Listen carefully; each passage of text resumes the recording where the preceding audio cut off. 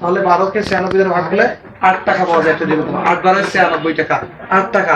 তাহলে বলছি এখানে ডিমের দাম কত? এখানে মানে তো 4টি, তাহলে 4 আসতে 32 টাকা। কত টাকা হবে? 32 টাকা। কোন অপশনে আছে দেখো? গ অপশনে। গ অপশনে না? এই যে সুন্দর করে 1 লেখার পরে এই যে গ লেখা, গ লেখি একটু ডট দিবে, ঠিক আছে? গ, তারপর এই যে ব্র্যাকেট, না না না ওটা নেই আমি পুরোটা গোল দেওয়া, হ্যাঁ দেওয়া, সমস্যা নাই। একটা গ দিছো দিয়া কত টাকা লেখা আছে? 32 টাকা গেল। এটা গেল, এক গেল। এখন এখানে কিন্তু আর উত্তর বারবার লিখতে হবে না, ঠিক আছে? এই যে এখানে দিছো যে বহু নির্বাচনী প্রশ্নের উত্তর একবারে দিয়ে নিছো, বারবার দিতে হবে না। এখন 2 নম্বর আছে, 2 নম্বর প্রশ্ন করো আবার। কোন পরীক্ষায় একজন শিক্ষার্থী মোট 600 নম্বরের মধ্যে 510 নম্বর পেল, সে শতকরা কত নম্বর পেল? এবার দেখো, কোন পরীক্ষায় একজন শিক্ষার্থী মোট 600 নম্বরের কত নম্বর পেয়েছে? 510। সে শতকরা কত নম্বর পেল? মোট নম্বর ছিল কত? মোট কত? 600। হ্যাঁ, 600 এর পাশে 510 510 মার্ক,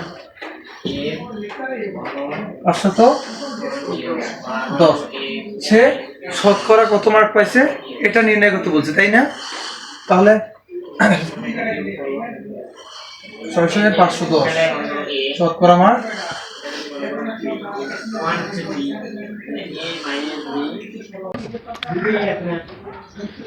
সেহেতু শতকরার কথা বলছে। শতকরার কথা বললে কি পার্সেন্টেজ চিহ্নটা থাকবে অবশ্যই। তাহলে এটার উত্তর হবে 85%। তাহলে 600 এর মধ্যে 510 মার্ক কি গেইন করা, মানে কত পার্সেন্ট মার্ক গেইন করা? ব্র্যাকেট দিতে না পার্সেন্ট দিতে? আরে পার্সেন্ট চিহ্ন রে, একটানে দিছি পার্সেন্ট চিহ্ন, এই যে একটানে দিলে একটু স্টাইলিশ হবে, ওটা একটা স্টাইলিশ, ঠিক আছে? তাহলে কত পার্সেন্ট হবে? 85%। 85% কত নং অপশনে লেখা আছে সেটা দেখো।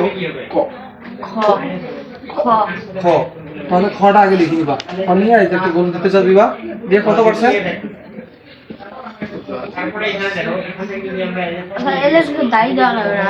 কি দিবা, সমস্যা কি? এটা দিলা, দিতে চালারি দিলে কোনো সমস্যা নাই, না দিলে সমস্যা নাই।